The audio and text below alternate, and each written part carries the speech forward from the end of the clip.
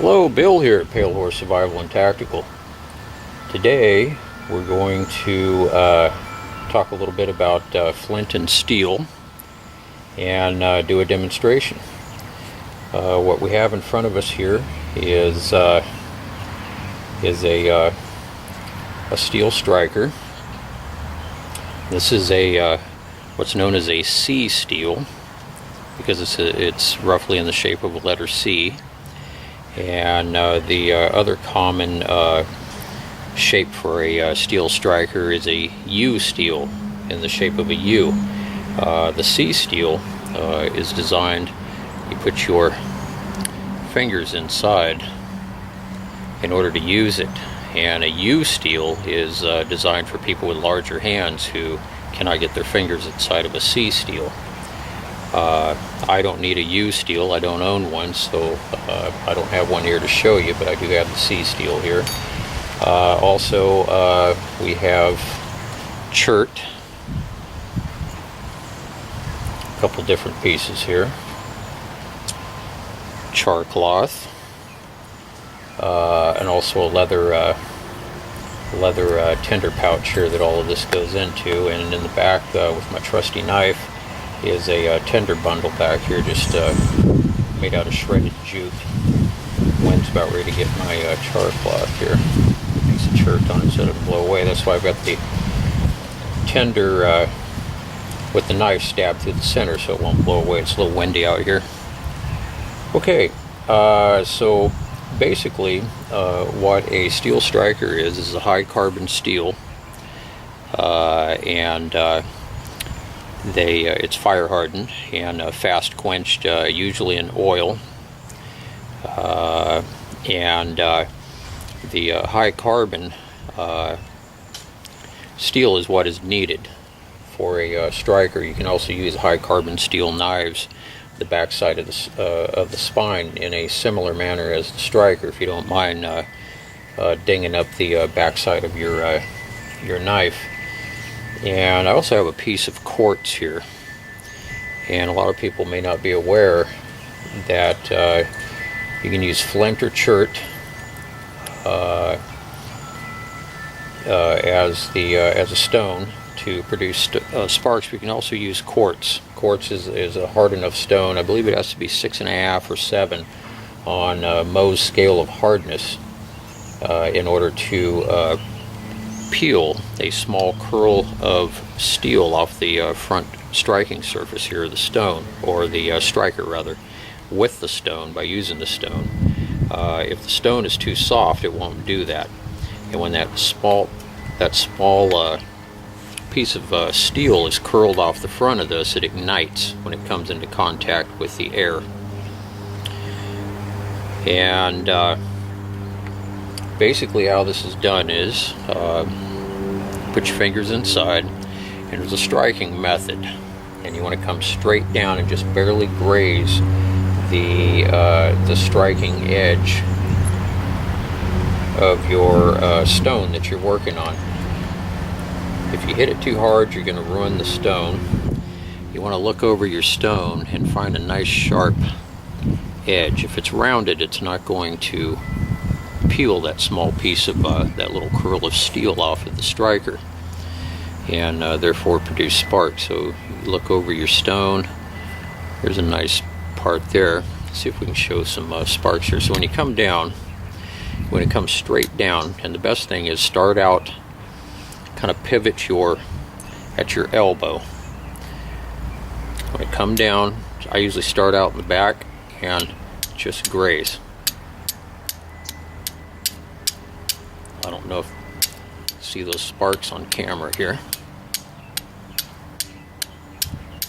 So we're just barely grazing that striking surface, coming straight down. That's basically all there is to it. And this is with the jute. And a striker will last for a very long time. You'll get thousands and thousands of strikes out of a average striker. You can look this over and find a find a sharp edge. And the quartz also works very well.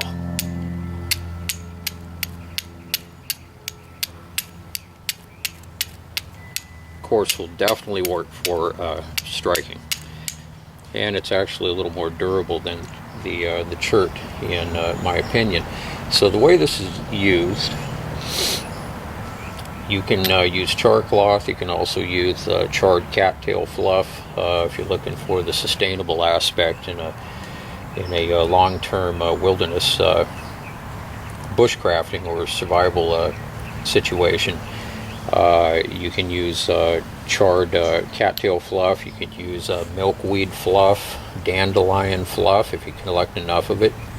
I have done that. You'd be amazed if you have a nice patch of dandelion and it's gone to seed, and you have a lot of the fluff. You can also go around and you start gathering that up and just compress it, put it in your hand, and you'll have a good sized wad in no time. I've done that. You can also use charred punk wood, which works very well. It'll take a spark from a fire steel and instantly start to glow. You'll have an instant coal. And there's various ways you can char that through a process called pyrolysis, which is converting it from its normal state into reducing it down to its carbon component. It's known as pyrolysis, and you can do that either in a tin or you can do it in the soil, which is a primitive method. After it's charred, you stick it in and cover it up. That deprives the material of oxygen, so it doesn't turn to ash. It chars. It doesn't burn and turn to ash. And the whole trick is to let it cool, so don't dig it up out of the soil for a while. It has to completely cool down. Give it an hour maybe, and then dig it up, and you have yourself your charred material. Same thing with a tin. Some people say that the tin has to sit overnight or a whole day. You don't have to do that. As soon as the tin, you pull it out of the fire, don't open it, because it'll give it oxygen and it'll instantly turn to ash because it's still hot. Pull it out, let it cool. That's all you have to do. Give it about half hour, 45 minutes or whatever. When it's cool to the touch, you can open it up and access your charred material. Okay, so how we do this is we're going to go ahead and use the tear yourself off. I can only demonstrate with the charcloth because that's all I have right now. I don't have any other charred material. Tear off a patch of charcloth. And I'll go ahead and use the quartz today. It seemed like it was sparking pretty good. There's two methods you can use here. This method here is known as the shelf method, where you place your charcloth on top of your stone that you're going to strike your striker against. You can curl it back to give yourself a little height here. Just like that. And that way it gives it a little more area here to capture the spark. Or you can lay it down flat on the stone up to the edge. Another alternate method is the shower method, where you have your charcloth down on the surface of the ground or wherever you're going to put it, and you strike downward on top of that and try to get it to take a spark. So whichever method happens to work best for you, that's just a personal choice. I always use this method. It seems to work pretty good for me, and I don't have any reason to change it up. And once we get this lit here, ignited, I'll go ahead and place it in a little tinder bundle. It'll be an instant coal, and we'll blow it into flame. So give you guys a close-up here. So I'm just holding this with my thumb, and just fold it back. That just gives it a little more surface area here. I'm just holding the stone in my fingers. You want to hold it flat. Bring your cloth up to the edge.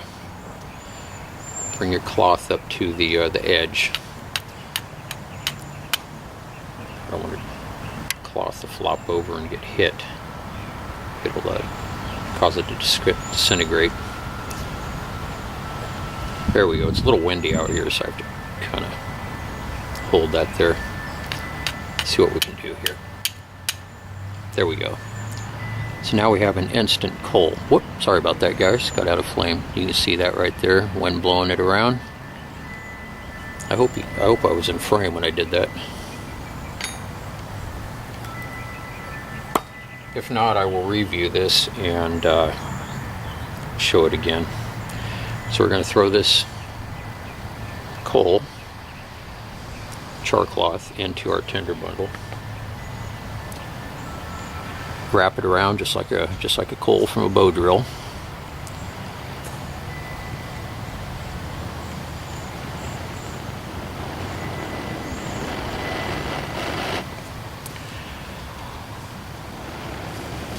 Man, we had fire.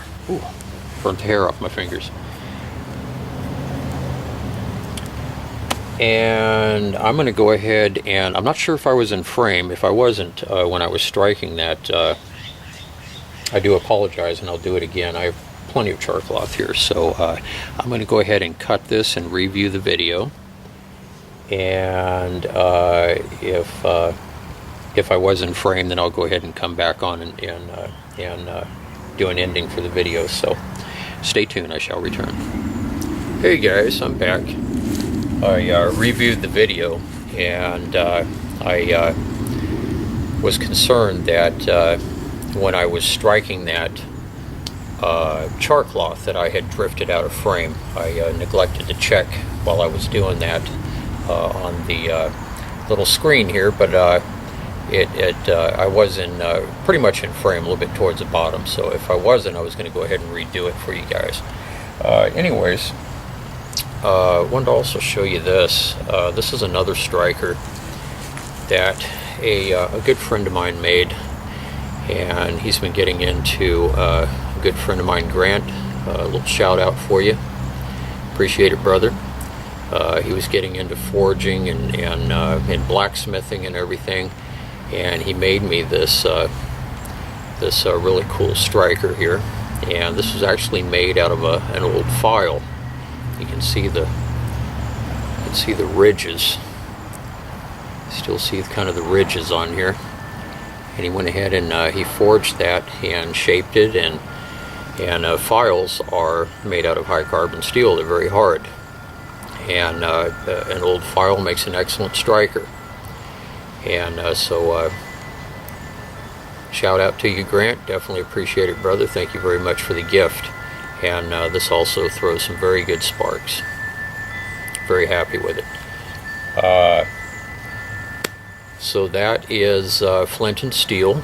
If anybody has any questions, definitely feel free to give me a shout in the comment section below, or you can email me at palehorsesurvival at yahoo.com. Always happy to answer questions and help anybody out who is in need of help. I do this because it's something I love to do, and I haven't charged anything. I haven't charged anybody for any of this. I do it out of the goodness of my heart, so I'm always happy to help anybody out. So definitely, if you have any questions, or maybe you have some ideas, you may have some techniques or something that I'd be interested in knowing. I'm always happy to trade information. So always feel free to give me a shout out. With that said, hope you enjoyed the video as much as I enjoyed making it, and please like, subscribe, and share. Definitely appreciate your viewership and support. Also, I wanted to let all of you know I do a lot of close-up shots, not only for clarity purposes, but I do a lot of close-ups because I don't have a wireless microphone on my camera here. So I have to stay pretty close to the camera, so all of you aren't straining to hear what I have to say. Anyways, everybody have an outstanding evening or day, depending on where you're located, and I will see you all very soon. Take care. Bye-bye.